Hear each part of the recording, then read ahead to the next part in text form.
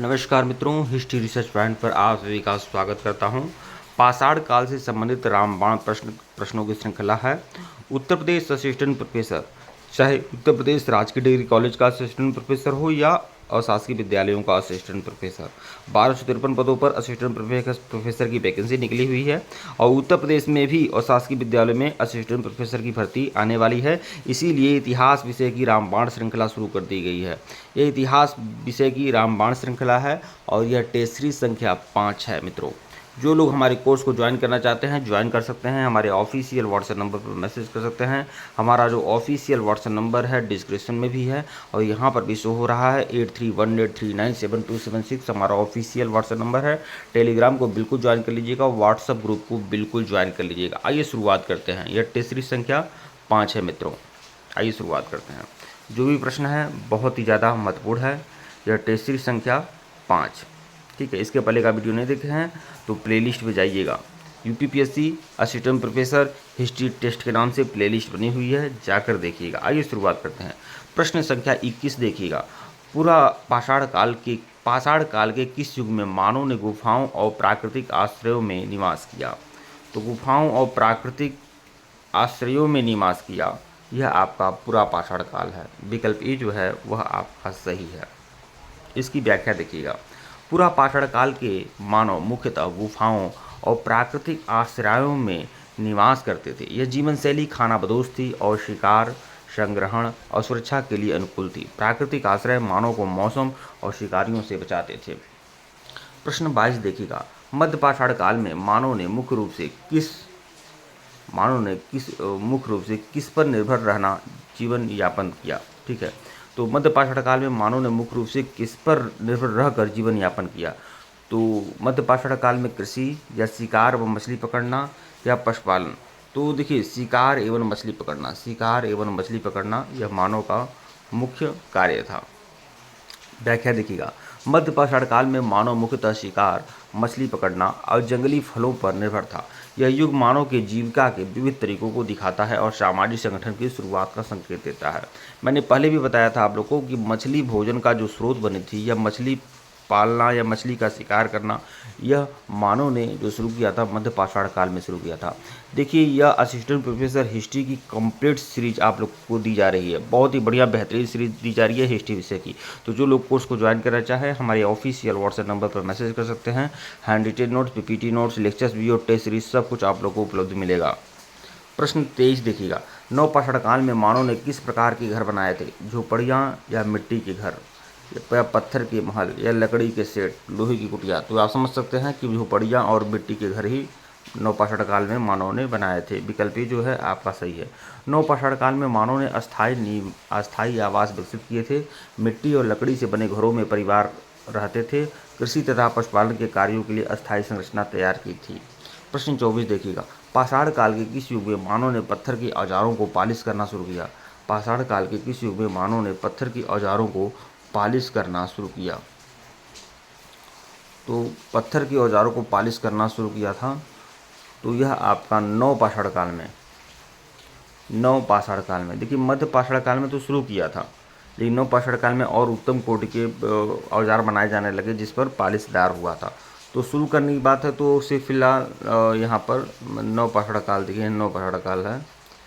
नवपाषाण काल में पत्थर के औजारों को पालिश करना शुरू किया। इसी औजार मजबूत और टिकाऊ और उपयोग में अधिक प्रभावी हो गए। यह तकनीकी सुधार मानव जीवन की गुणवत्ता को बढ़ाने में महत्वपूर्ण था। ठीक है। प्रश्न 25 देखिएगा। पाषाण काल में मानव ने किन जानवरों को पालन किया? तो पाषाण काल में मानव जो सबसे पहले जो पाला था वह भेड़ और बकरी का पालन शुरू किया।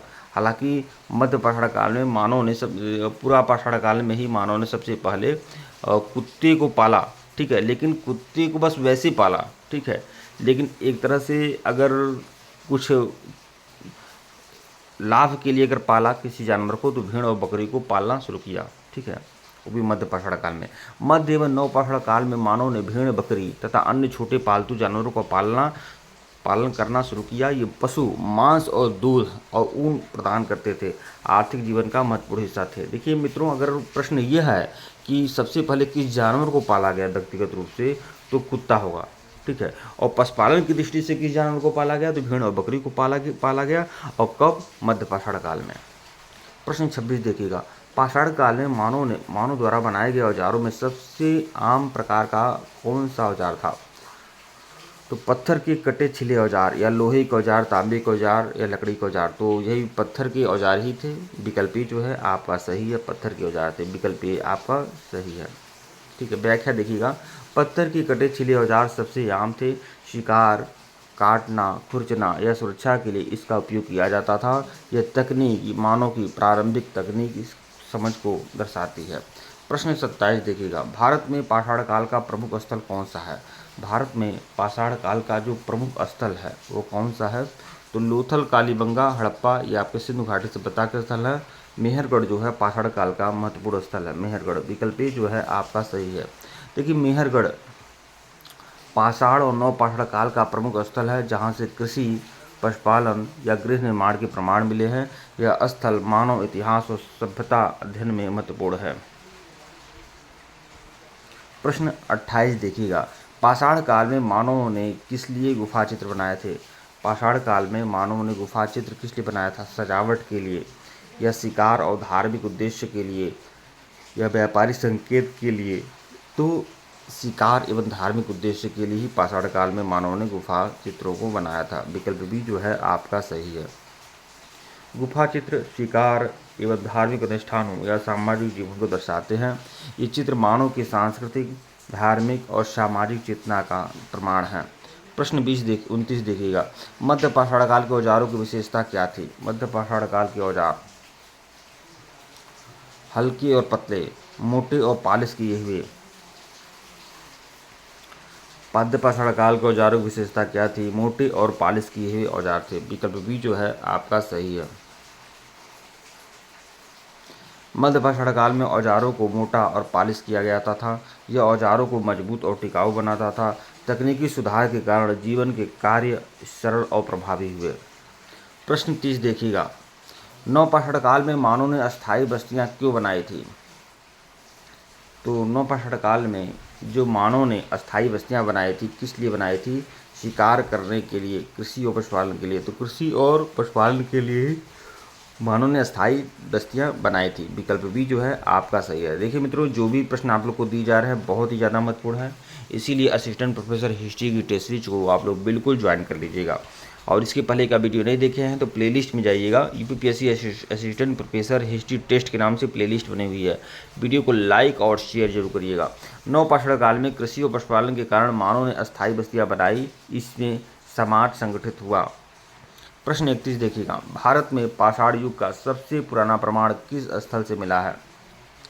तो पाषाण युग का जो सबसे पुराना प्रमाण मिला है वह किस स्थल से मिला है, तो वह है मेहरगढ़। विकल्प बी जो है आपका सही है, मेहरगढ़।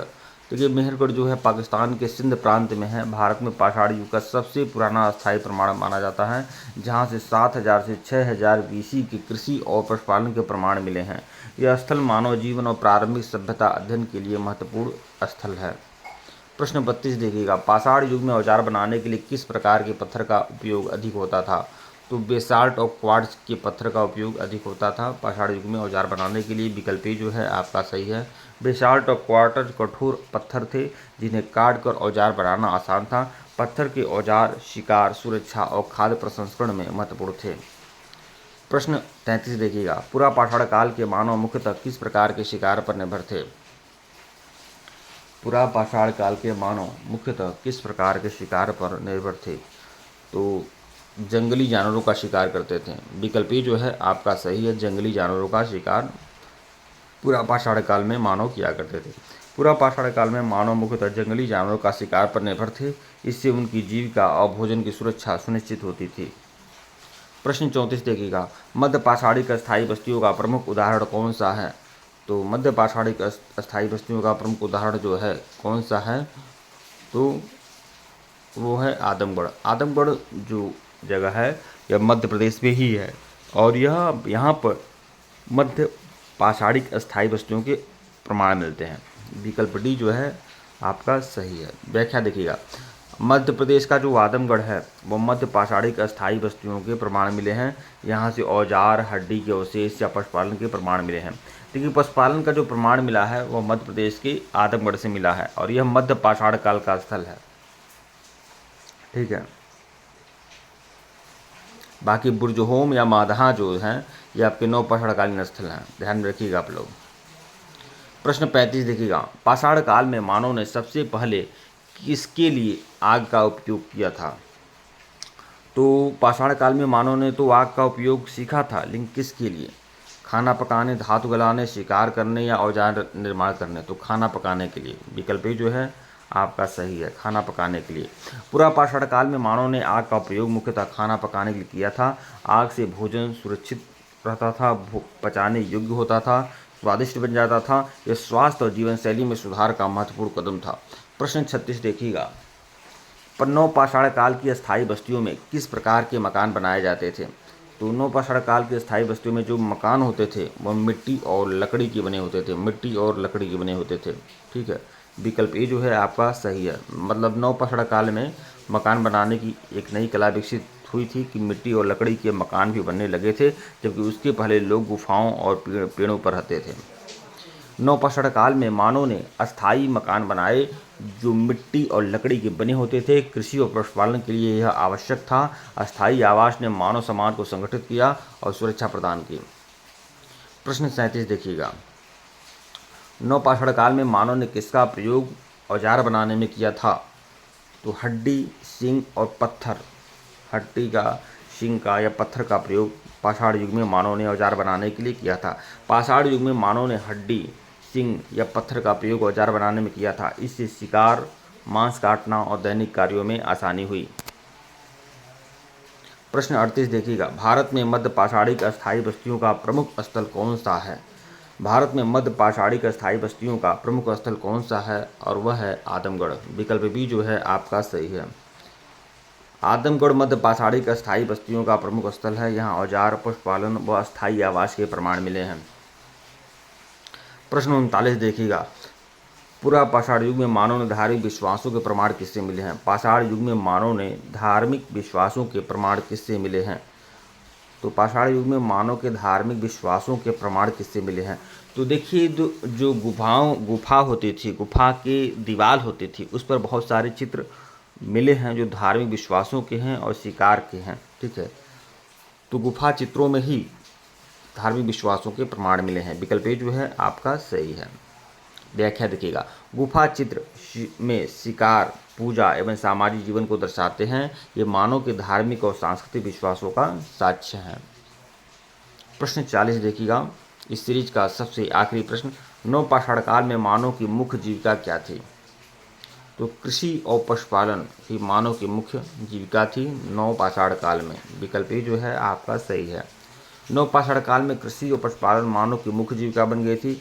इससे अस्थायी बस्तियों का विकास हुआ था और मानव जीवन अधिक संगठित हुआ था। ठीक है मित्रों, वीडियो को लाइक और चैनल को सब्सक्राइब करिएगा। टेलीग्राम को बिल्कुल ज्वाइन कर लीजिएगा, व्हाट्सएप ग्रुप को भी ज्वाइन कर लीजिएगा, लिंक डिस्क्रिप्शन में दिया गया है। यह असिस्टेंट प्रोफेसर हिस्ट्री की 5वीं टेस्ट सीरीज थी। धन्यवाद आप लोग को। और जो लोग हमारे सीरीज को ज्वाइन करना चाहें हमारे ऑफिशियल व्हाट्सएप नंबर पर मैसेज कर सकते हैं। हमारा जो ऑफिशियल व्हाट्सएप नंबर है वो डिस्क्रिप्शन में भी है और यहाँ पर भी हमारा ऑफिशियल व्हाट्सएप नंबर शो हो रहा है। धन्यवाद।